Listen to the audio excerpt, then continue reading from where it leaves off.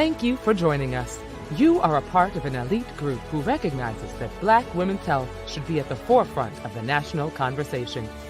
We are mothers, daughters, activists, entrepreneurs, entertainers, corporate warriors, and more, who help boost the economy and often drive the national conversation. For 38 years, the Black Women's Health Imperative has strived to amplify our voices, help enact policy that protects us, research our issues, create programs that enhance our lives, and produce events like this one to ensure we keep the conversation going about the issues that matter to us most. So, let's get started with our program.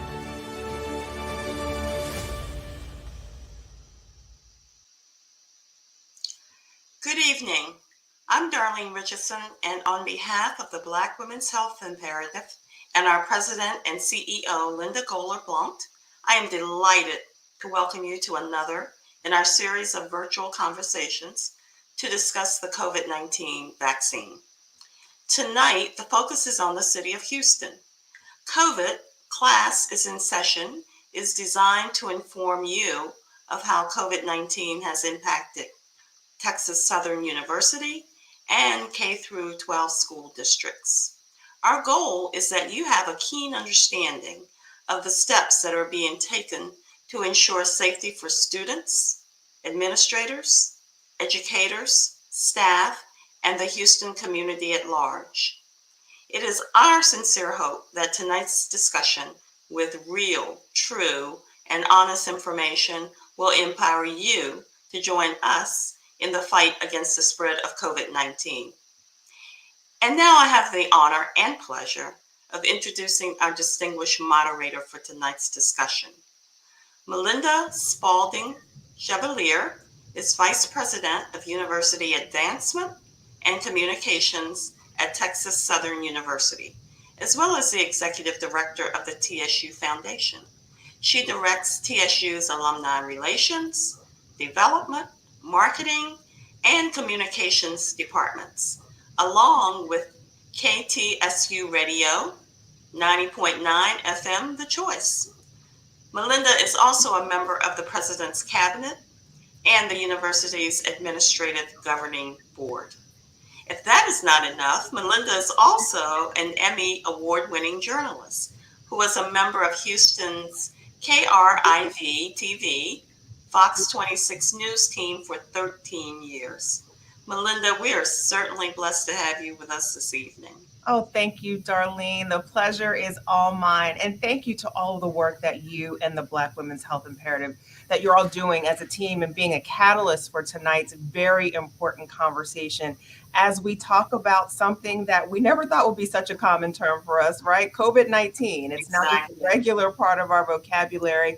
And as you mentioned, we have a really diverse group with us tonight, and they are going to talk about their experiences in higher education and also K-12. Our panelists have different views from their different vantage points, working with students and faculty and administrators across the city of Houston. And we want to make sure that our viewers get a really good sense and understanding of what is being done to deal with the challenges of COVID-19 and really how we're all doing personally, how it affects Black women, how it affects us all. It's such an important and critical conversation, and we thank you all for joining us tonight.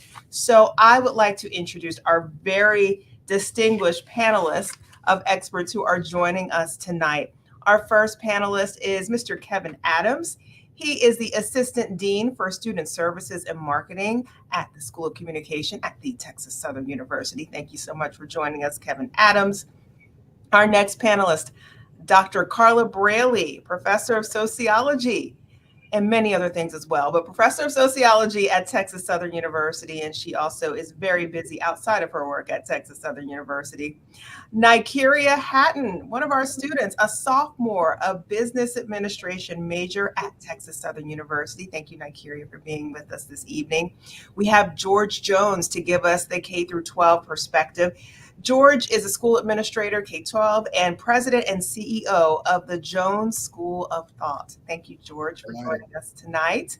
We also have Jennifer Rhodes. She is the designated school official for international students at Texas Southern University. Thank you, Jennifer. Latricia Williams, career and college advisor, and so many other things at the Houston Independent School District. We really appreciate your perspective this evening. So panelists, thank you all for being here with us. We want to have a really open and frank conversation. We also want to keep the door open for our viewers to put their questions in the chat as well. So just a reminder, we would love to hear from you. Go ahead and ask away, and we will get to your questions throughout the conversation.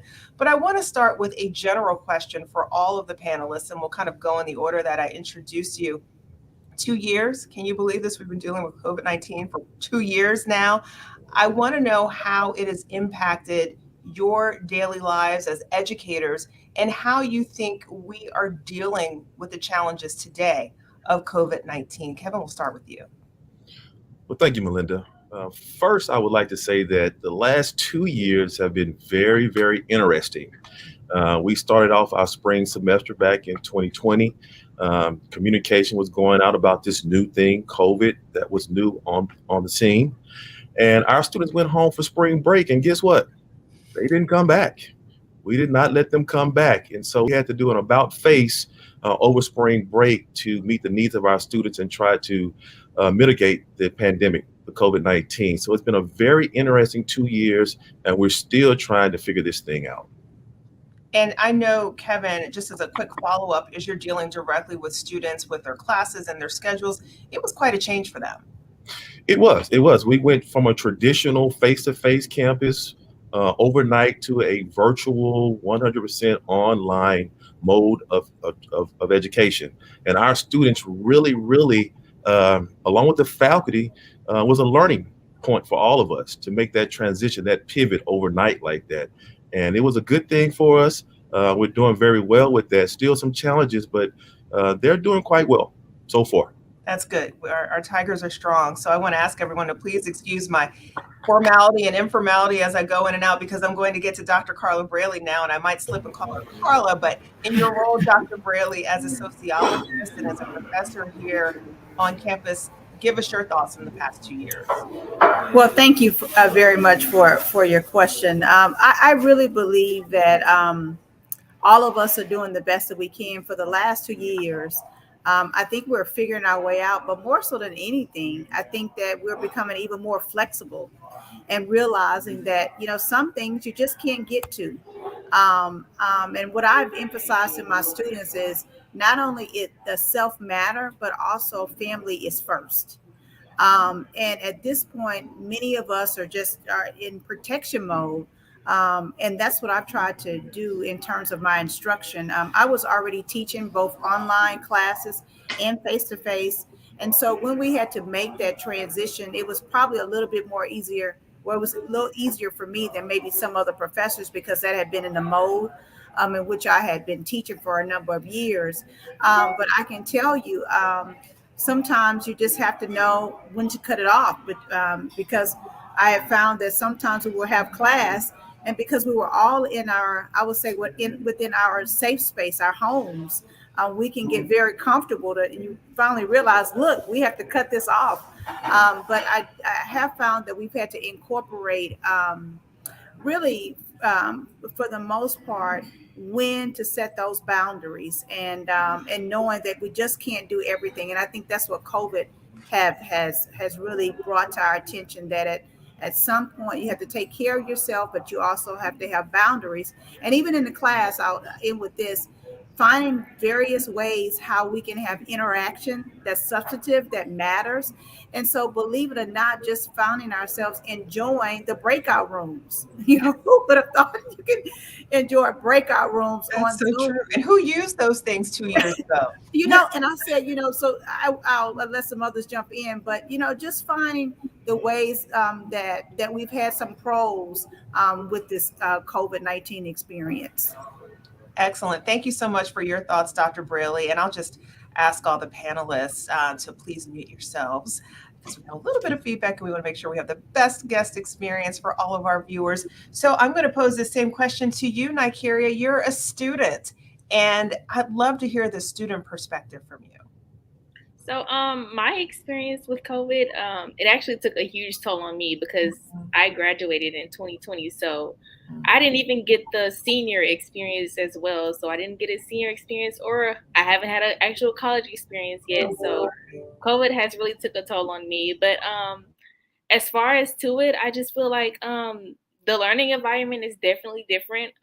We're virtually, we don't really get a hands-on with activities, or we don't really get to socialize and meet new students as well. Like we're all communicating through a computer. Like we haven't really seen each other in person. And so I just really would love to go back in person and get to socialize and meet everyone and actually get involved in the school. Like I haven't even had a chance to actually be involved into the school. So I really would love to deal with that and just go back to being in person and learning hands on.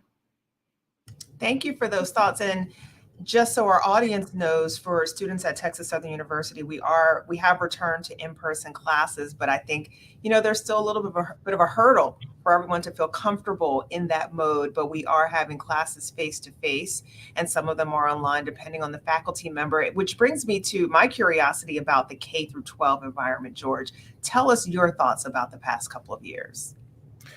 Well, I think COVID has definitely proved a formidable adversary. It has affected us locally. It has affected me personally. It's affected me professionally, nationally, and globally. So it's something that everyone has had to deal with. And it's really been kind of a head scratcher because the more we think we know, the more we find out we actually don't know. And so it's been very fluid. It's been a very flexible situation. As administrators, we definitely had to be flexible with teachers. We had to be flexible with students and parents because it's always evolving. There's always some new study. There's always some new guidance from the CDC. And what we thought was doing was correct. Now, you throw that out of the window and let's do something else. So it's definitely been fluid and evolving and changing. And I guess one of the biggest hurdles for us is the guidance has been it's been a little it's been a mixed bag. You hear one thing from the CDC, and yet you hear another thing from the governor, and then you hear something else from your own personal local school district. So we've had to manage all of that. But in spite of all, I think we've met the challenge. We're doing the absolute best that we can to get a handle on it. But again, who knows what tomorrow may bring. All right. Thank you so much. Absolutely. Who knows? I mean, we all have to stay vigilant. Jennifer, your thoughts? Hi. So I received pros from all of this these past 2 years. It was a little rough because we were not used to working remotely. I'm sure a lot of people work from home, but we could not print or maybe talk to students until we got the Cisco unit added onto our laptops. And it actually gave me time to actually go through all of my emails and help the students one by one instead of gathered face to face in our offices. The stress level went down for us in our office, and it actually offered flexibility for our students because for the international students, they have to be majority face to face online. And that changed. A lot of them were able to go home and still earn their degrees. Or even here in the US, they don't have to be here in Houston. So that really helped us out. I think for TSU, it provided a bit of growth for us technically. So and then also with the staff on campus, the communication got better. It increased. So it was all pros for me. Thank you, Jennifer. And finally, Latricia, your thoughts on the past 2 years here in Houston in a K through 12 environment.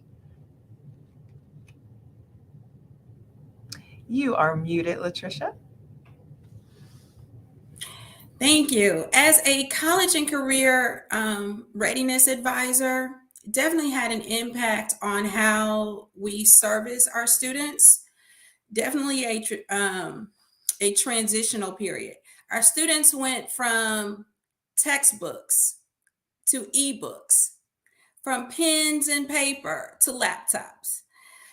Prior to COVID-19, we actually were able to take our students on college tours. That changed to virtual tours, which actually helped because now we're able to tour colleges all over the country. We also went from having traditional industry visits to virtual industry visits. We're now able to visit Amazon, Bluebell Ice Cream Creamery, right from the classroom. So it had a positive impact as far as the expansion of college tours and industry visits. So Excellent. I appreciate that feedback. It reminds me of a point that Dr. Braley made. And Dr. Braley, I'd like to go back to you for this next question because, of course, it's a tremendous challenge. And we're going to talk about all the challenges and what we can do to maybe one day return to some sense of normalcy, whatever normalcy means moving forward. But you pointed out some of the things, Latricia, that ended up being positive. So, Dr. Braley, as you're dealing with students and in your work as a professor, have you noticed any other trends? I know you look at trends. Have you seen anything that you thought, hey, well, this particular thing may have been something good that came out of this pandemic? Oh, I mean, I think one of the things, the level of all my classes that I tend to teach are community oriented, where I really do try to teach science in a very applied way. And so students, figured out that, even if you could not attend, the basketball game, or you cannot attend an event on campus, they found different ways on still being active virtually. And that worked because many of our students have very challenged schedules. So they may be non-traditional students. So it really opened up a world that they were able to access from their own homes. And so there were various positives with that. And I think, just also letting students understand that, regardless of where we are in the world, you have to find your place, and we have to expand it in a way that broadens what they're able to do. So, for instance, we went from making our presentations in class oftentimes, but yet now some of our students have actually learned how to do audio in a way that I don't even know how. I have to be honest and say that I'm still learning those different modes, but it took us to another level, and it took us there very fast. And so I think that was also helpful, just helping us to use technology in a different way. Thank you, Dr. Braley. So for you, George, on a K-12 level, did you see any things that you thought, you know what, maybe we'll keep this as we think about a new normal and a sense of normalcy? Well, definitely the proliferation of technology. Like I said, we had to get there overnight. Just as Kevin stated and Dr. Braley stated, we went overnight from a traditional top-down, teacher-directed kind of a teaching style to moving to virtual using Zoom and breakout rooms and that kind of thing. And so, like I said, we had to get up to speed on that very quickly. But one of the problems that we ran into, especially if you're in a rural area, internet capabilities are not what they are in the city. And so those students won't have the same opportunity as students that have a good internet connection, gig speed, that sort of thing. So there were some technological issues that we faced for our students. But having technology in the hands of students, in my estimation, in my experience, what I've seen, they like the functionality of them, of the iPads or the MacBooks and those kinds of things. But I don't think that the technology, it's really a tool. It's only a tool. And I don't think you can really replace what the teacher brings to the classroom.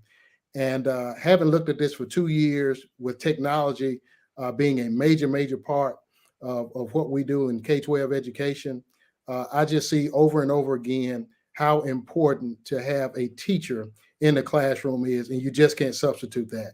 So technology, again, it's a tool, but I don't think that we should use or rely as heavily on it going forward as we have over the past 2 years. I really appreciate that viewpoint. And as many of us on here who are parents who were struggling either with the technology or a lack of, I have so much added respect and appreciation for the teacher. That they're just irreplaceable. And it made me think also, Latricia, about some of the work that you do specifically as you're preparing students who are a little bit older, for their next stage in life. How much do you think, I know you mentioned the good things about the virtual tours, the industry visits.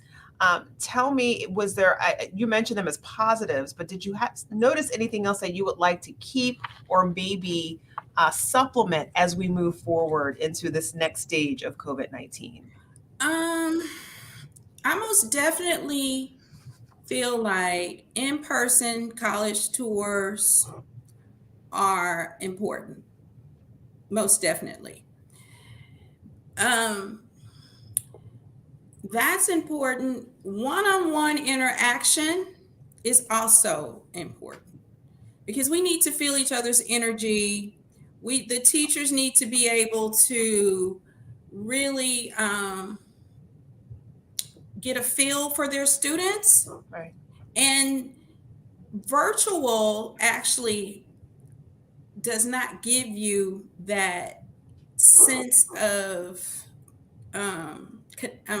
a sense of, I want to say, connection. Mm-hmm. Mm-hmm. And also the other thing about virtual is what we were able to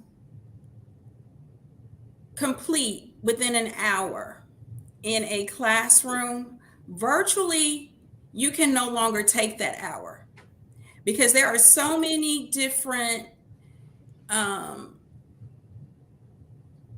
things going on in the home. Right.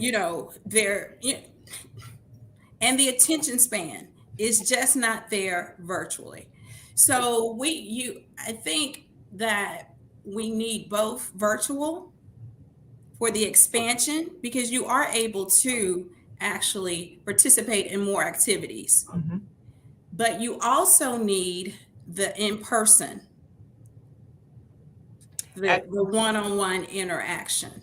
We definitely need that as educators because you are able to embrace, touch, feel, and utilize all of your senses when you're working with your students. And so the virtual environment does not give us that. Thank you for your thoughts. Nakiria, you are the student joining us, and your viewpoint and your feedback means so much to us and to the audience. And you explained a little bit earlier how you felt like you were missing something. And this question is about, do you think there's anything that worked well that you would like to see continue as we try to return to whatever normalcy we think may be coming in the future? I would say anything that worked well virtually. I would say that maybe like getting the work done faster is a good thing that that has happened virtually. Learning in person, to me, it would be much easier because like we can understand better.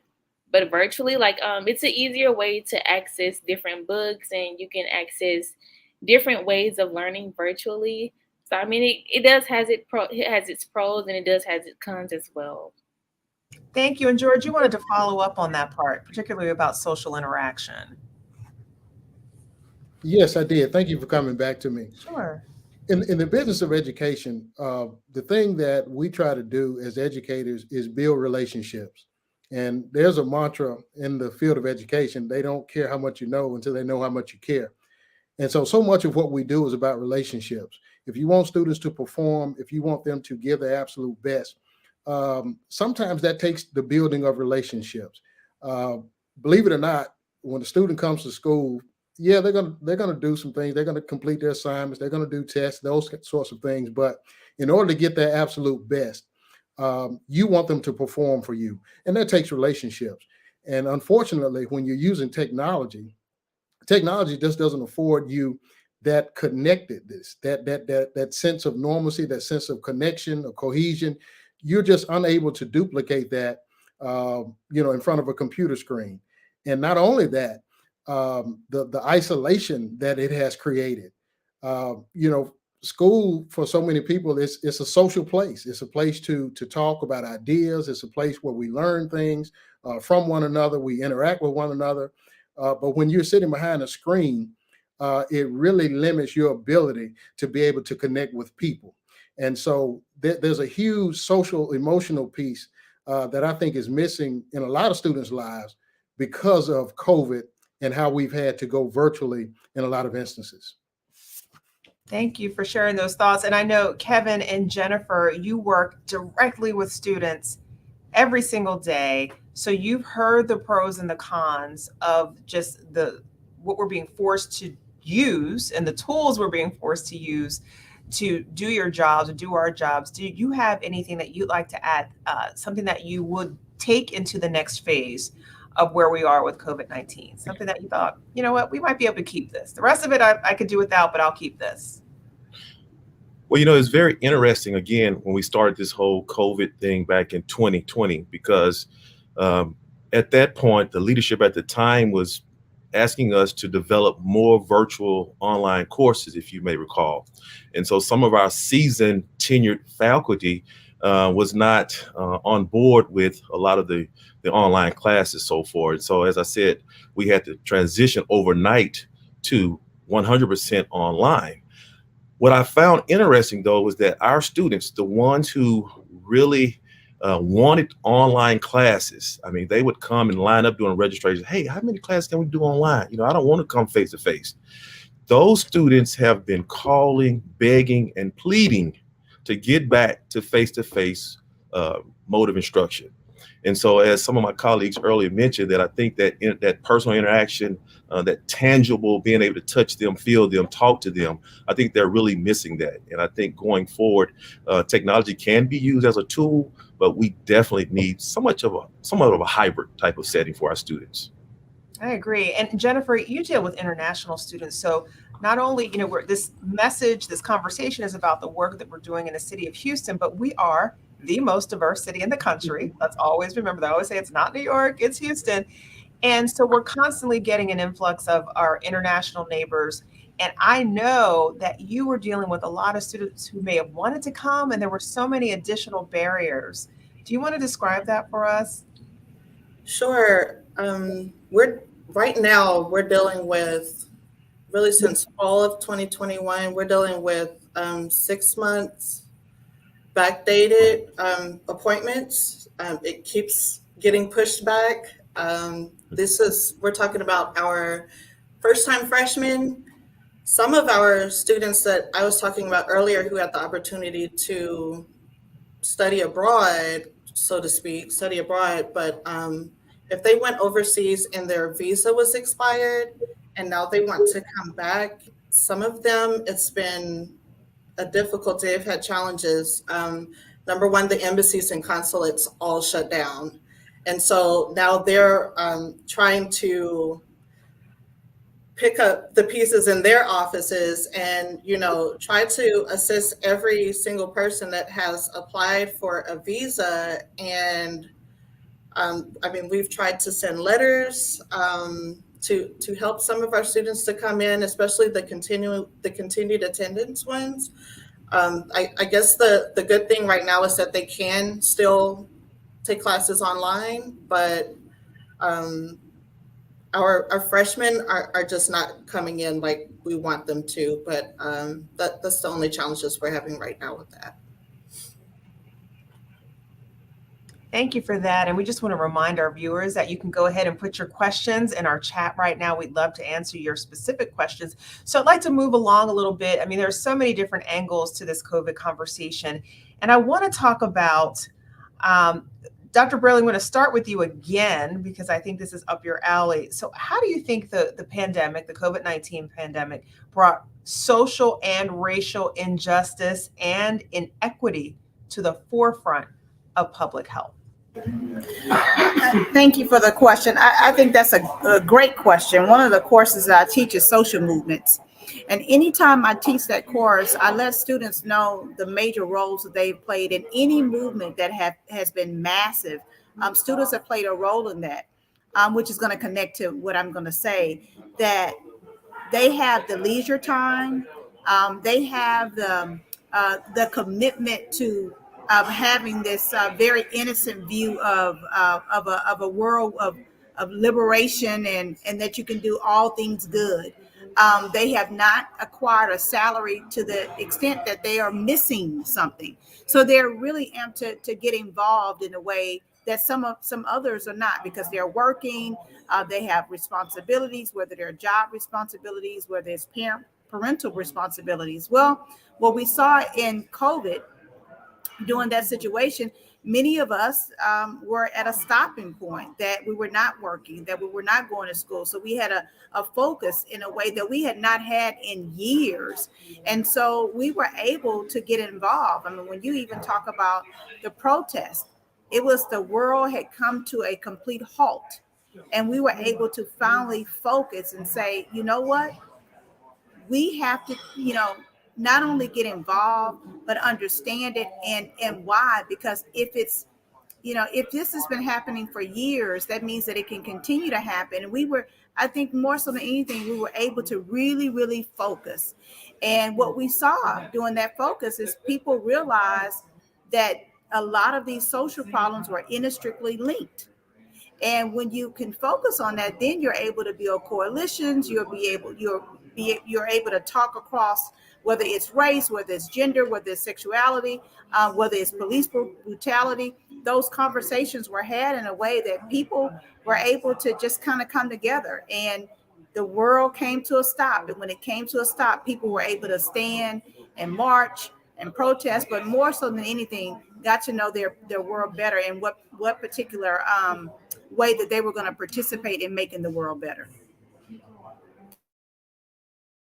Thank you for your answer to that. Would anyone like to follow up on that? I think you made such a good point about the availability, Dr. Braley, of time. And it was so great to see young people being awakened and be a part of some of these movements. Nikeria, did you find that during this time, did it feel like the world was kind of pausing for a little while for you? It did for me, actually. It just felt like we were just stuck, and I honestly didn't think that it would return back normal. I just thought like maybe we just keep being virtually, considering that all of the stores and everything, like everything was just shut down. Like it was really, I just felt like we were stuck. I did. And that could be a scary feeling for a student. It could be a scary feeling for anyone. Kevin, I know that you were dealing with students directly, reaching out, calling, emailing. How much of, and I'd like to hear this from all of you in your roles, are you a little bit of an emotional counselor and therapist / educator during times like this? Absolutely. I mean, I don't have the credentials that Dr. Braley has, but we overnight became mentors. We became psychologists, all of that, and trying to help those students navigate through the pandemic. Sometimes people think that going to school is just you show up for class and you pay your student fees and that's it. But there is a humanistic part of going to school and the people that you meet and the people that help you along the way. And so we found that we had to do a lot of calling, emailing, reaching out to these students, inviting them back, because the technology, the face-to-face, the virtual world, a lot of the students didn't find it very satisfactory for them. And so we've done a huge job of that, of trying to bring them back into the fold and working out those challenges and issues. Talking to a student about class is different than talking to them about their mother or their father, their uncle passed from COVID, or all those types of challenges that our students are having. And so, yes, we all have become psychologists in trying to help our students. Kevin, you make a really interesting point about getting the students back. So college is optional. For K-12, you have to go to school. So I'd like to hear from George and Latricia about your efforts. I'm assuming you're dealing with a student, but you're also dealing with the extension of their lives, which is their families. George, would you like to go first? Sure. Again, that's the the social emotional piece that I was kind of alluding to earlier, because again, you have to build relationships with students. And if you go back to Maslow and his hierarchy of needs, at the very basic level, none of us can function and be at our absolute best until the basic needs are satisfied: food, water, shelter, safety, those kinds of things. And so if a child has a parent that's in the hospital dealing with COVID on a respirator and been there for a week or 2 weeks, of seeing multiple family members to pass away, that takes a toll. And to exacerbate that, uh, you know, with the protocols being as they are with hospitals and medical facilities, you can't even visit the hospital. You can't see your loved one pass away. You don't have a normal funeral, and so it upended everything. And so it as a K-12 educator, because again, students do have to go to school, it does give you the opportunity to be able to sit down, to talk with the student, to be able to connect with them one-on-one and just say, hey, I understand. This has affected me too. I too have lost a loved one. I too have been affected by this. And so again, you're able to connect on an emotional level.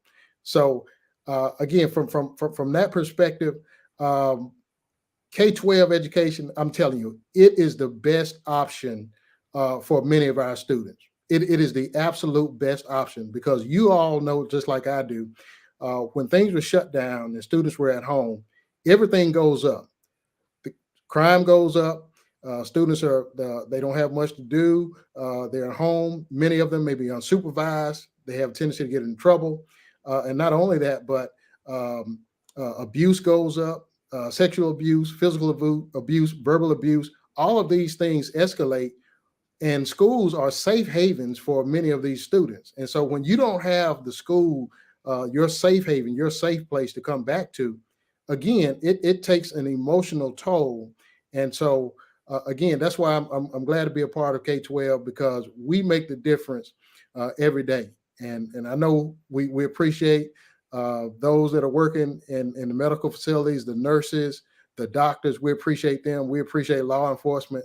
But educators, we deserve a little hazard pay too, because we're on the front lines. I agree with you on that. I agree with you. Latricia, did you want to add to that? I just want to say that initially, when the students returned back to school, the enrollment was low. Many students didn't even return because of the effects of COVID on their families and their home lives. They transitioned, many of them transitioned from place to place. You know, families were out of work, and it did coming back to in-person learning was hard on many families, and many families still have not returned because of the effects of COVID.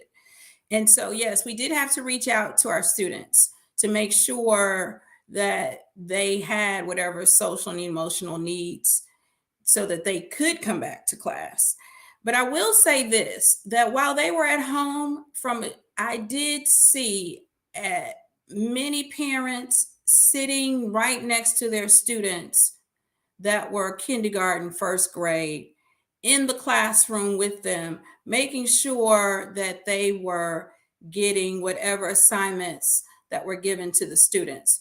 So there's the pros and the cons. You know, it brought so many people, so many families together, and yet so many families were separated. I think we've seen both sides, and like you said, the pros and the cons. And as we're talking about health inequities, disparities, I want to get your thoughts overall. You know, we're dealing with different institutions, different organizations, different levels, about the overall health effort. And we know the information, the advice has changed so much since 2020. But I want to get your thoughts, Jennifer. I'll start with you specifically about, you're dealing with students, you're on a campus, about, we're at a state institution, and I'll be able to provide our official stance. And we're in Texas. It's a little different here. And as you're dealing with students from across the country or around the world and keeping everyone safe, how do you think that went? How do you think that's going? For TSU or in general?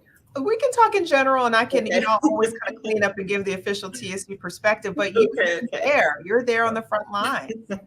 So, in general, it seems as though it is going well. I know here on campus we are promoting it like crazy. Everyone is masked up, promoting the vaccination. You can actually get the vaccine on campus. You can get tested on campus. But overall, I feel like Texas is implementing this this in the know for how to prevent it. I'm quite sure by now everyone knows how to prevent it, but there are some that aren't. Like we said, we're in Texas; they're still a little relaxed. But in our office, we're still using dividers. I know when I go to grocery stores, still using those there. Carrying the mask wherever I go. Got to run back to the car to get it if I forget it. But I think it's going well. I think it's going well. I think we're reaching our youth and those that are like me, the 80s babies. A lot of us are not getting the vaccine, but also still taking the precautions not to make anyone else feel uncomfortable or unsafe as well. Yeah, and I think we will expand this conversation about vaccine hesitancy. I think you all may have heard this, or I'm not saying you have used this phrase, but people have often said, well, there's Texas and then there's Houston, right? Or Austin. And we may do things, or Dallas, a little bit differently. I think on a national stage, we have a lot of friends joining us nationally watching this. They see, because I'm sure we've all received the phone calls. Have you lost your mind? Do you all realize there's a pandemic going on? You guys are acting like nothing has happened. We have our state rules and our guidelines for a state institution. I'm just speaking of Texas Southern on a higher ed level. We cannot enforce a mask mandate per the governor's order. However, what we have pushed here at Texas Southern is a strong sense of personal responsibility. So that's the kind of positive peer pressure you want, so that you feel off if you're not wearing a mask in the building and pushing the campaign. And I know that our vaccination rates here on campus, particularly for faculty and staff, are higher than the national average. And our positivity rate is fortunately well below the national average. And that's where you want to be in a situation like this, when you're constantly trying to get the word out. You're just pushing when it comes to the messaging. That does not mean that there aren't people who are still afraid. So I'd like to ask any of you, and Ikiri, I'd like to hear from you if you've heard from fellow students. I'm sure you all have heard from parents. I'd love to hear from you, George and Latricia, who are just a little hesitant to get the vaccine, or are they afraid to get tested? Have you heard any stories like that? I have spoken to a few students who have felt like they told me that they felt like the vaccine wasn't worth it. Like they just felt like getting it. Like some of them feel like you can still get COVID with the vaccine, so they feel like it's basically useless to get it. Myself, I am not vaccinated. I just feel like, I mean, it has its pros and its cons. I feel like the vaccine will actually help us in coming back, hopefully, to a normal situation. I feel like if we're all going to be around each other and we're all just wearing masks and being around each other, I feel like it is a great idea to go ahead and get vaccinated, just so we can hopefully return back to normal. And while I'm certainly not a physician, I think we all know from the literature that, yes, you can still possibly get, you could test positive if you've been vaccinated. I mean, it's happened to me, so I don't mind saying that personally. In my personal experience, the severity of symptoms was not as bad, although it felt bad, as it could have been. So I just wanted to make sure I balanced that out with some of those facts and information. And thank you for sharing your personal opinion, your personal stance on that. We do have a vaccination clinic here on campus. And I know when we first opened it, do you all remember when there was like this frenzy? Does anybody know where I could get a vaccine, or who's doing a vaccine, particularly for the elderly, and they were prioritizing? I remember seeing an incredibly long line down our main street, which we call the Tiger Walk here on campus, and it was raining. And I think, Kevin, would you say that's about a half a mile long from the vaccination center to the basketball arena? And I remember having this sense of, oh my gosh, all of these people, and they were all from the community. These were not our students, because our campus vaccination clinic is open, and that's our mission, to serve the community. So we had a lot of our neighbors here from the 3rd Ward, which is a neighborhood here in Houston, but we didn't get a single complaint. People were so grateful. It was during that time when it wasn't readily available, and there was almost a sense of panic amongst those who had compromised immune systems or other health conditions, or if they were elderly. So that was an interesting time to see. And now we just have a few people trickling in. So to watch the changes over the past couple of years has been interesting. I'd like to hear from Latricia about your experience for HISD and a K through 12 level, about vaccinations and masks and testing and all of the logistics that go along with that. I would say that on my campus, our students actually wear the mask. They have no problem wearing a mask. Initially the desks were 6 feet apart, so on and so forth. I would say now they're not as socially distanced. They're coming close together, they're interacting. I would say, just speaking to the parents, the choice to take the vaccine is dependent upon their trust in the medical field, and whether or not they trust the doctors, whether or not they trust whatever ingredients are in the vaccine. It's pretty much based on trust and whatever religious affiliation. And there's so many different variables that parents use to decide whether or not they will get the vaccine or their students. But I will say that the students are masking up. Thank you for that. George, did you want to add to that? Yes, absolutely. In my estimation, with K-12 students especially, the choice is being made primarily by the parent. The students may have an opinion, but it's the parent view that's going to win out with a K-12 student. It's the parent's view, be that religiously, be that politically. It's the parent's view that's going to win out every time. And so wherever you fall, vaccine, no vaccine, I think the research has shown that the vaccine does work, and it lessens the death rate. Those that have been seriously ill and have gone, that have actually passed, especially once the vaccine has been here, it has been effective for keeping you out of the hospital and out of the morgue, to quit it quite morbidly, pun intended.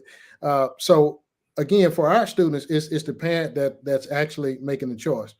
And unfortunately, in our state, in Mississippi, which is primarily, not to delve into politics too deeply, but primarily a Republican state, much like Texas, our governor has left it up to each individual school district to issue mandates or not issue mask mandates. And if you're in a setting where you have predominantly one race of students, it's not so big of a deal. You don't have as many issues or problems as opposed to a more diverse situation where you have blacks, whites, Hispanic, Latinos, that kind of thing, a more diverse population with a lot more opinions. But the problem with that is when you go to school with all these different types of people, you go to the gym, you have body shaming, but in some schools you go to, you have mask shaming. So some students are actually ashamed to wear a mask because so many of their peers, again, because of the views of their parents, they're shaming those students that do wear a mask. So we just have not had enough national leadership, from my perspective, from the very beginning on this whole issue of mask mandates and the protocols that we should follow. And I think if we had done that early on, I just think we'd be in a much better position. But unfortunately, again, schools are the places where the views of the parents, the fears of their parents, it's all going to play out in the K-12 setting because kids are spouting what their parents' beliefs are. You make such a good point. And Kevin, I want to go to you next. I have a follow-up for you, George. And thank you for reminding our audience that we're not just talking about Texas, we're talking about Mississippi as well. And you talk about what you think could have been done differently or better in the beginning. And there was, we did not get immediate guidance on mask wearing. Do you think that would have made a difference? Oh, absolutely. Yes. I think if we would have received the communication early on from our government, more lives would have been saved initially. I know here in Houston at Texas Southern University, we were at the forefront of offering testing and the vaccine here on the campus of Texas Southern University. It was a unique situation for our campus where we actually received funding from the Thermo Fisher Scientific actually funded that for us. Correct. And the staffing was paid by the Bill and Melinda Gates Foundation. And so we were able to offer those services to our faculty, staff, and students where you could just get in the line that Melinda was talking about early on and get a vaccine, shots 1, shot 2, and the boosters. And our students primarily took advantage of that. And so I think that's been the main reason we've been able to somewhat be proactive and able to limit the vaccine, or actually the illness on our campus. And we also, I just want the audience to know, because this affects, we often say, and we're talking about Texas and Mississippi in this conversation, and George, I want to come back to you for a minute. But in the city of Houston, we talk about, what happens at Texas Southern University affects the entire city. So, Carla, we talked about health inequities, and I want to talk to you all about trusted sources of information. And we recognize the position of being a trusted source. Sometimes you want to see someone who looks like you, someone who you can relate to, who says, you know what, and I think you mentioned this too, Latricia, who's administering the shot? Who are these people? Who else is in the line? We noticed a lot of these questions. The university originally partnered with St. Luke's Health for the original clinic. And then after a while, we were able to work with a smaller private clinic owned by one of our alumni, owned by a Black woman, as we talk about the Black women's health imperative. So I think that has really made a difference when people see, oh, she's in charge. This is hers. She's a pharmacist who was trained right here. The messenger makes a difference, which brings me back to what you were saying, George, about some of maybe the missteps in the beginning. Did we have the right messengers? I know we were switching presidential administrations at the time. There was a lot of controversy about what the CDC said one day versus another. And one day Dr. Fauci was loved and the next day he was hated. I mean, there was, and we were originally told, oh, you might not need a mask. Not yet. And then we learned about the decrease in the national stockpile, which was part of the reason why we weren't given that advice. So tell me some of your thoughts on what you think could have maybe assisted with the messaging early on. Well, from my perspective, I just feel like where we are as a nation and as a country, especially with in terms of national leadership in the office of the president, it was highly politicized and it was so divisive, and everyone took their cue from political ideology as opposed to what the science actually said, what was actually what the medical doctors had to say, what the researchers suggested that we do. And so when you have people in the top offices spouting their beliefs, their whims, taking bleach, injecting bleach, that kind of thing, that's misinformation at the highest level. And when you don't have that national leadership, especially at a critical point, at a critical juncture, everyone is left to their own devices. Everyone does what's right in their own eyes, so to speak. And so I think we lost precious time, early on, with that being said. So mask requirements, mask mandates, I think it should have been a universal. And I know people have their thoughts about their freedoms and that kind of thing, but it's always just been interesting to me. When we talk about freedoms, we enjoy, and I respect everyone's privacy and everyone's opinion. But the same freedoms that we have to get a vaccine, to get a booster, to not wear a mask, to not social distance, these are the same people that are going to the hospital to get help when they get infected and are ill and are sick and in the hospital and on the ventilator, listening to the same folks that told them to wear a mask to begin with. So again, I think that goes back to the political divisiveness of where we are in society right now. And I think if we had a unified message to begin with, I think it could have quelled some of the misinformation and some of the other things that have derived since COVID has been, since we're dealing with this pandemic. Thank you. Dr. Braley, I wanted to get your thoughts specifically on vaccine hesitancy and trust. Well, when we are teaching from critical and creative perspectives, that means we're also introducing students to sometimes history that they may not be aware of.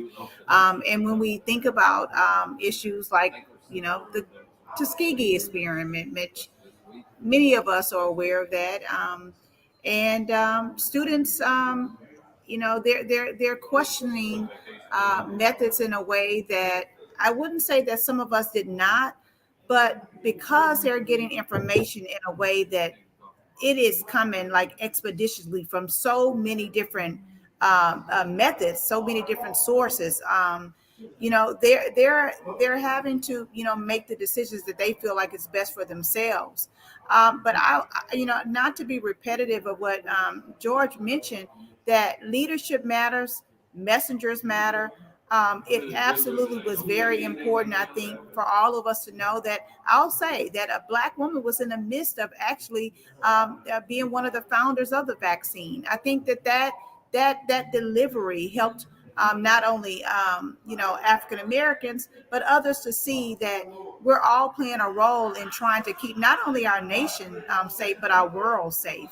And quite frankly, students are demanding, more authenticity in a way that I won't say we may have not, because I think where there's always been oppression, there's always been also activists or people taking a stand for a better world. And I think what's happening now, students are demanding that the information it's told to them in a way that it is user friendly, that we can't just talk over the heads of our students. It has to make sense. So it challenges us to go deeper, to be able to use their language in a way that's convincing, that they feel a part of the solution. I think that's what it is. The students have to, and I won't just say students, but this Generation Z is they're saying, look, you're challenging us to be creative, you're challenging us to be critical, and so we need to be a part of that solution. And so they're demanding this seat at the table to be a part of these solutions. And I think we're finding the more and more we incorporate them into the discussion, into the solution, we're finding that they get on board. But they are demanding that they are part of that dialogue. Nigeria, do you agree with that? We need your voice. I said, yes, I do. I definitely agree with this. So and Dr. Braley works with a lot of students your age. So Nigeria, do you think, as we're trying to get to your age group with just information so people can make the best decision for themselves, does it matter to you if the information comes from someone who's your age, or someone who looks like you, or someone that you would trust in another environment or situation? We'd like to get your feedback. I would rather the information come from someone that is a credible source, like maybe a doctor or a nurse, or someone that maybe we can trust in, and that we know more about health, and they know more about what is good for our bodies and what can help us. So I wouldn't want to hear it from someone my age or someone that looks like me. I would rather it be from someone that I know they know more than what I would probably know. They know more research, and they know how everything operates. So I would rather hear it from them. This is what the marketers need to hear, because they spend time in boardrooms without people your age saying, we need to get young people to talk to young people. But you're saying you want to hear from a trusted source. That trusted source may not be your age, but someone that you feel comfortable with in an authoritative position. Is that right? I don't want to put words in your mouth. Yes, ma'am. Yes, ma'am. Okay. Well, thank you for your feedback on that. I want to go to a question that we have here in the chat, and thank you all for submitting your questions. This question says, as different COVID variants continue to appear, we certainly don't want to see anymore, but we know that's happening, and COVID cases fluctuate, what do you all think the new normal will be within the school systems and on college campuses? Who wants to tackle that one first? New normal. I mean, it's interesting because it changes every day. Jennifer, why don't we start with you? The new normal for us is things are changing by the week. Sometimes we're virtual, sometimes we're face to face. I'm in class myself.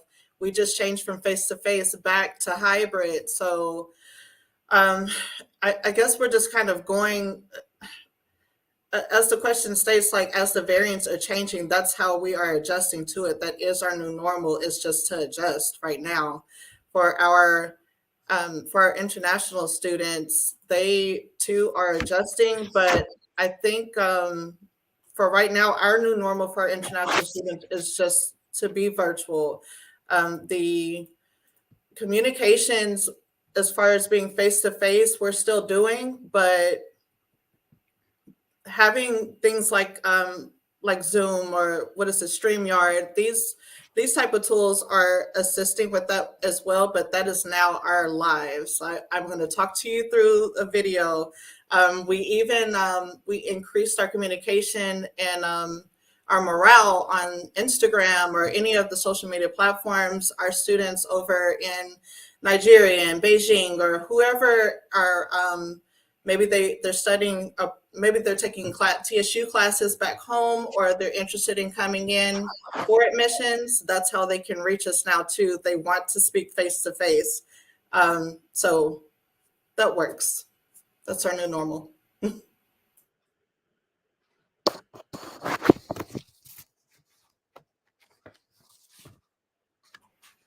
You're on mute. Kevin Adams, what will be the new normal on a college campus from your perspective? Well, I think the pandemic has offered us an awesome opportunity at Texas Southern before. As I alluded to earlier, we went from a face-to-face campus to a virtual campus. And so I think going forward, the new normal will be students, and I know Dr. Braley would like to hear this, and I'm sure Mississippi, George would like to hear this too. Students will not have the opportunity now to just say, hey, I'm not feeling well, I can't come to class today. Now I can say, hey, just click this button, join class this way. So attendance will still be good. I think we can use it as a tool for recruiting students going forward that we had before, but maybe we didn't utilize it as much. I think the new normal will definitely have more technology-based systems for our students to adhere to and to take control over what we're doing now. I'm excited about it, to be honest with you. I think the traditional versus the face-to-face versus the virtual, I think is going to be awesome for the new generation. I thought it was very funny that Generation X students initially was they love their phones, they love technology, but then when we went to straight virtual, they were complaining about, no, I want to come back to face. So I think that hybrid setup will be the new norm, hybrid and the virtual combined. Thank you, George. What do you think in Mississippi the new normal will be for K-12? Well, in my estimation, I think the new normal is going to be some form of hybrid, a hybrid situation, because as Kevin alluded to, you have students that are ill, especially if they're out for an extended period of time. It affords you the opportunity to be able to still be able to keep up with your instruction and be able to dialogue and have some semblance of actually being in the classroom when teachers are teaching, through Zoom or some of these other platforms. But more than anything else, I think probably the name of the game is adaptability and flexibility. We just have to be flexible. We have to adapt. Because again, we're learning Greek, we're Omicron, we're Delta. It's ever changing. I don't know what's going to be next. Zeta, I don't know. Beta, I don't have any idea. But I think we have to be flexible. And I think we just have to go back to the basic protocols and the basic fundamentals that keep everybody safe. We know that social distancing works. We know that hand washing works. We know that masks work. And if you look at, I don't have anything scientific to prove this, but you didn't have the big flu outbreak or the big flu epidemic that you get in schools every year. Why? Because the same practices that we utilize for COVID are probably the same practice that we should have put in place for flu.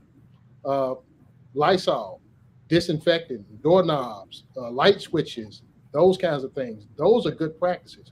And so when you implement enough of those good practices, I think you get good results. And by and large, I think most K-12 schools, I know in my area, have done a very good job mitigating COVID and the outbreak and its impact on our students. We've had only one COVID case in my current position. We've had only one COVID case in the last 2 weeks. So we have definitely seen the ebb and flow of the entire thing. So going forward, I think we definitely have to be adaptable. We have to be flexible. And if we just continue to use good practices that we know that they work, then we'll be better off for it in the long run. Does anyone else want to add to the new normal question? Latricia? Thank you. From the elementary, middle school perspective, I think that virtual learning is here and it's here to stay. And when I'm digital ebooks, they're here to stay. Virtual college tours, I think they are not going anywhere. Virtual industry visits are not going anywhere. Whenever we have to bring someone into a campus, they are literally coming in virtually. I think as long as this pandemic is here, then those types of activities will continue to be virtual. Now, looking at our babies, they are okay with this virtual. I mean, they come here on our phones, on iPads. So the virtual learning is here. I don't know that schools are going to purchase hard copy textbooks anymore. On our campus, they're ebooks. So. And that brings me to a question that I do want to ask about. I want you all to think about this, about resources that may change in light of this, if resources may be cut in a couple of areas. But we have people who are tuning in who don't live in Texas or Mississippi, and I think they're really curious. So one of the questions is, are people required to show proof of vaccination? This is from the chat. Anywhere in Houston. Here in the DC area, there are many places you can't go without a vaccination card. Who wants to answer that one? I know I move quite freely throughout the state of Texas, and I don't know if that's the case for you, George, and Mississippi. I know that I can just speak for the campus of Texas Southern University. We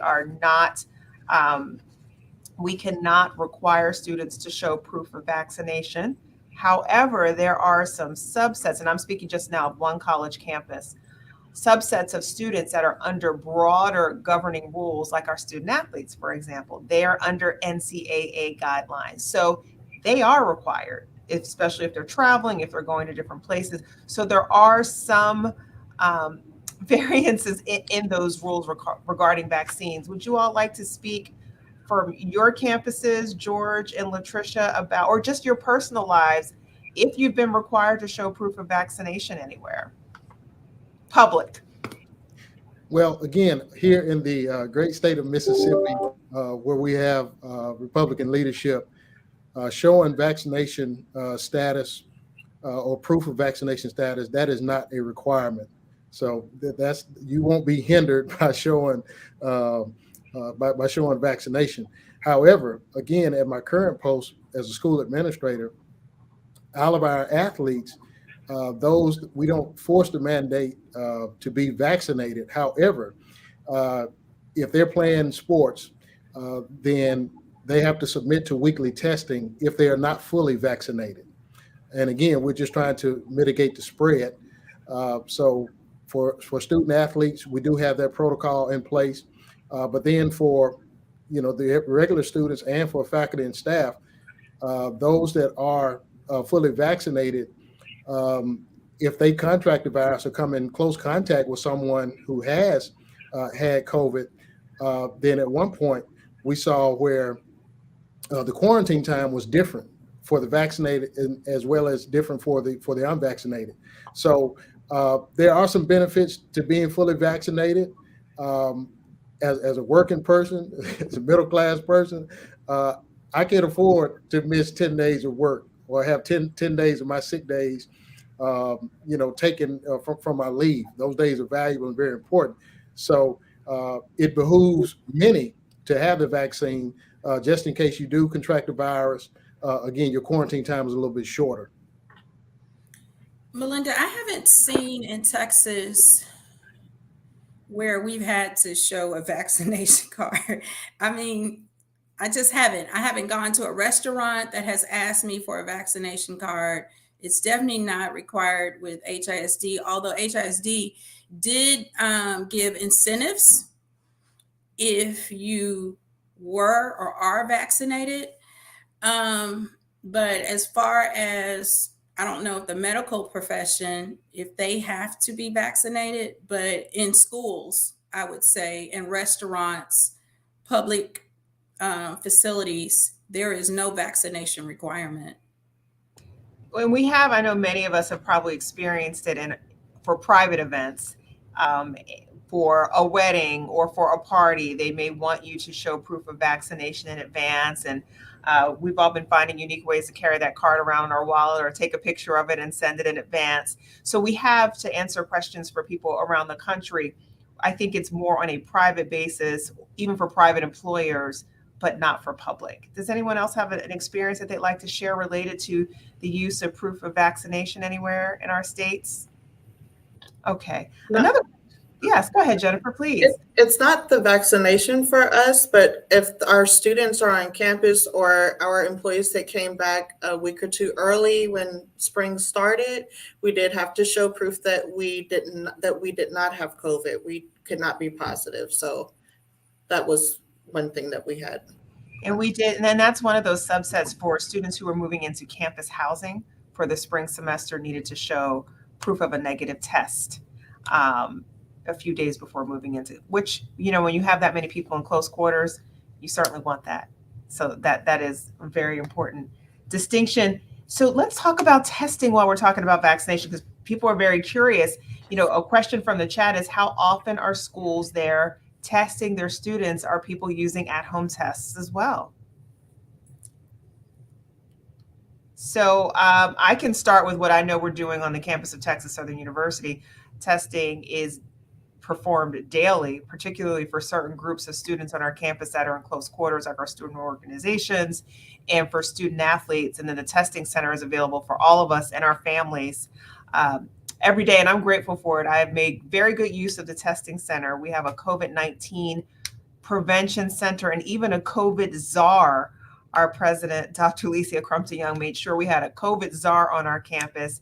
They do wastewater testing. They are doing the lab work right here on our campus. It's a great thing to have a College of Pharmacy right here. So the work, and we also are doing the testing, as Kevin mentioned, that Thermo Fisher Scientific project for all of the HBCUs in the state of Texas. So I feel good about our testing capabilities. And then we can also do the rapid tests as well. Are you all experiencing that? It's a big campus. So are you noticing students who are asking about testing, wanting to get testing? And then I'd like to hear about the K-12 experience as well.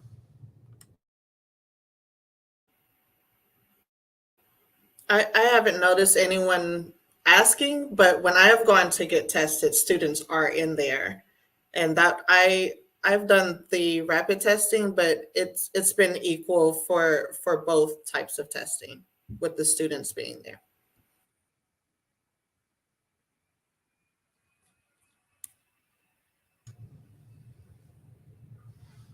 Are you seeing that on the K-12 level, Latricia?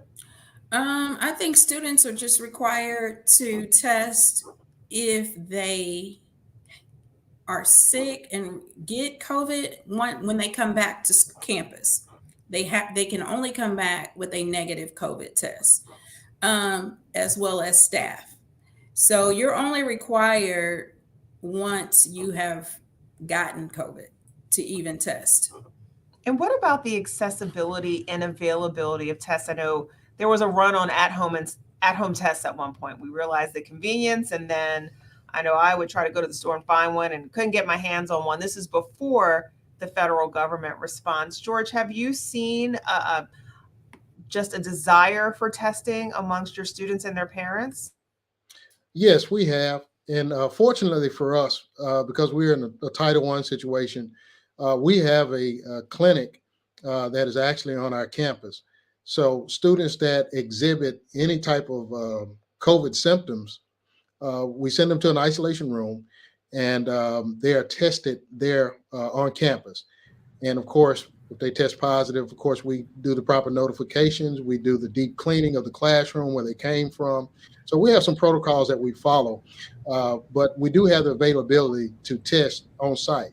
But also, we were able to supplement our clinic, who they're not employees of the district, but we were able to supplement, the district we're able to supplement them with tests, at-home kits that they could use. And there are also plans right now to send tests home for students so that parents can test at home. So that's in the works as well, being that the federal government has made that available. And of course, here on campus, we actually have our testing center where students can test from 8 to 12. Fortunately, I have an opportunity to work with our men's and women's basketball team and doing some of the radio broadcasts. And so I follow those stringent testing protocols that the athletes were. I have to test twice a week before the games on Saturday.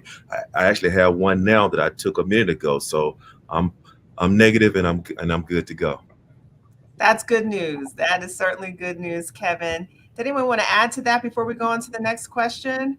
And I think this next question is pretty interesting. And, we've talked a lot about, free testing, clinics being set up, supplies coming by the truckload.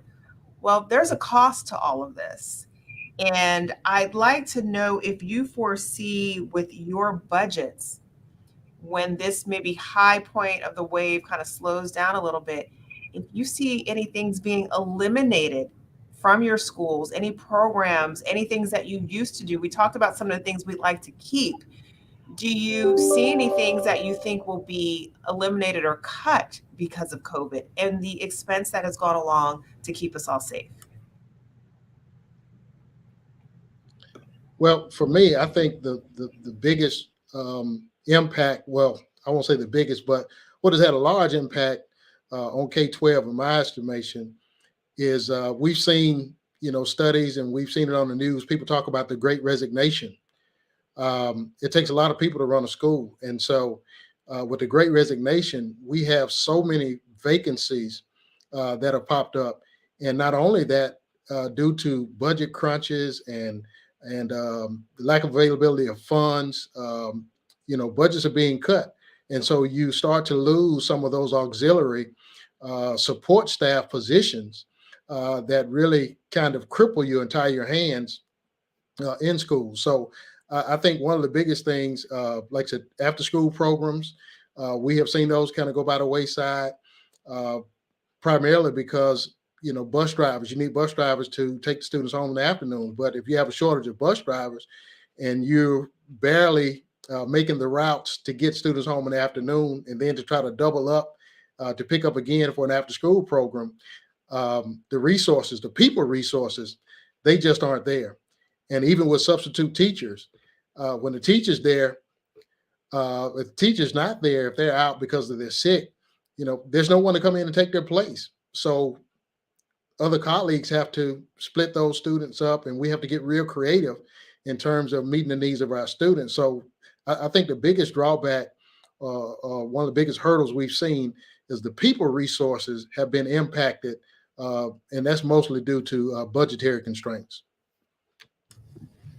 And that really hurts the most when the people resources are affected. Are you seeing that in your areas as well, Dr. Braley? Have you noticed that just dealing with students or dealing with your particular area? Do you see any things that you think, I don't think this is coming back? Well, I think textbooks, physical textbooks, hard copy textbooks. I think they were already somewhat going away. I think that it's going to be a difficult time if we don't figure out how do we become, have more, even more options with electronic books. I'm still a paperback, hardback. I still like to feel my books and I still like to mark through them. But Me too. I really believe that we're going to really see that even that was already decreasing. I think we're going to see even more of that. And I think that that's also going to impact how and what professors publish as authors. So we're going to see that change as well. Latricia, what about services to students? Do you see those being impacted at all? So, what I've seen is an increase in social and emotional services in HISD. We actually have funding now so that there's more wraparound services, there's more college and career readiness advisors, there's more emerge advisors, anything dealing with social and emotional needs. I think that the state of Texas is pouring money into those types of services. Well, that's some good news to come out of this. I'm just curious from a student perspective, are there any things, any activities or anything, practices that you think you would stop doing or monitor or edit moving forward? Are you saying stop doing due to the vaccine or Yes, due to COVID? just to the overall pandemic. Um, I wouldn't say I would stop doing anything. In my opinion, I feel like just because there is COVID going around, I just feel like your life shouldn't stop. Like, I feel like everything should keep going. So I would like to continue doing activities and doing everything on campus and being involved. I wouldn't stop doing anything. Well, thank you for your viewpoint. And that kind of brings me to the last question that I have for you all this evening. As we're talking about 2 years of dealing with, remember, we were like, well, it's COVID. Do you spell it uppercase, lowercase? Is it all caps? I mean, all of the things that are now part of our just regular vocabulary, pandemic, all the different vaccines. We know about all the names of all these drug companies. Are you Pfizer? Are you Moderna? Just the way our lives have changed. What are some final thoughts for you all as we mark these 2 years and think about our lives moving forward? And also thinking about our community, our health. This is from the Black Women's Health Imperative. Just what do you think is imperative or important for us as we move forward into this next stage? Dr. Braley, I'm going to start with you on that one. Oh, wow. That is such a loaded question. I think, number one, that we are resilient. I think for so long we have read books to tell us about stories of struggle, and we've heard and we've seen our historical figures and our grandparents and how they made it. And I think we did this as a world. We survived. And we survived in a different way. The pros and cons to this pandemic has broadened us. Electronics was already there, technology was already there, but it literally forced us to use it and use it fast. Now I think that our workforce is going to change. We're going to have more opportunities in terms of remote. What that would do for women and for Black women who sometimes have 2 to 3 jobs or different streams of incomes. And I think that is why also virtual education is important, because that has to also equip students and empower students to be more competitive in the workforce. But more so than anything, what we also have learned in this virtual world, that we have to be able to turn it off. And that's what a self-care is too, because we get so much information. We have so many sources, so many resources, that sometimes we can get so flooded that we don't turn it off. And I think that is going to be one of the challenges that we continue to face. And that's why we have to make sure that we spend even more time on self-care and understand that family is first. Melinda, I can go on, but I know some others want to jump in here. But there's been some pros and cons, and I'm gonna tell you, ending one things that I like that I had never experienced before. Maybe you had, but the parades. So rather than the big party that we had, yes. the drive-by parade. I mean, I actually have grown to actually appreciate those. So different things that we were able to experience as a world. Thank you for those thoughts. Well, you actually kind of summed it all up, Dr. Braley, but I wanted to see if anyone else wanted to add any final thoughts. Okay. Well, Dr. Kevin Adams, it looks like you're unmuted. Yes. I just had one slogan, and that is health is wealth. And I think that as we continue to move in the next era, that we're going to pay more closely attention to our health. Hopefully, a lot of research will be done. We can really figure out what this pandemic, what this virus is really about. And I think that as we move on through life, things will get better for us. I'm excited about the future. I'm excited about the hybrid and virtual situation that we have on all campuses, high school, colleges, and abroad. And so I think the pandemic really brought out the best in us as a nation.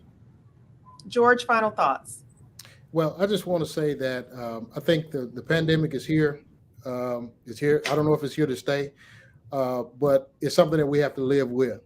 And I think we've been given all the tools that we need to protect ourselves. We have the vaccines, we have the boosters, and I think it just behooves all of us to take personal responsibility for ourselves. So we've lost so much, we've experienced so much, right. But in the end, whether we're in a Republican state, Democratic state, regardless to who's in the White House, I think when it all said and done, you have to take personal responsibility, and we're all on our own. So you are your own advocate, and you need to advocate for your own self-care, as Kevin mentioned. That is a great way to wrap it up. I want to thank all of our panelists for joining us. I want to thank Kevin Adams, Dr. Carla Braley, Nikeria Hatton, Latricia Williams, George Jones, and Jennifer Rhodes. I'd also just like to take a moment to acknowledge all of the lives lost during this COVID-19 pandemic. I mean, it has been a tremendous loss for so many of us in our country, but we are moving forward together. But as George mentioned, we also have to be advocates for ourselves. I would also like to take a moment to thank the Black Women's Health Imperative for the work that you continue to do to educate so many people across our country, and for inviting me to be your moderator tonight. Just a reminder to follow the Black Women's Health Imperative, the Black Women's Health Imperative at www.bwhi.org, and you can find them on Instagram and social media. You see the handle right there, BLK Women's Health. I'd like to thank the team at the Black Women's Health Imperative, Darlene, Andrea, Alana, and JJ behind the scenes. It has been a pleasure to help educate people with you tonight. Thank you all for joining us, and have a great evening.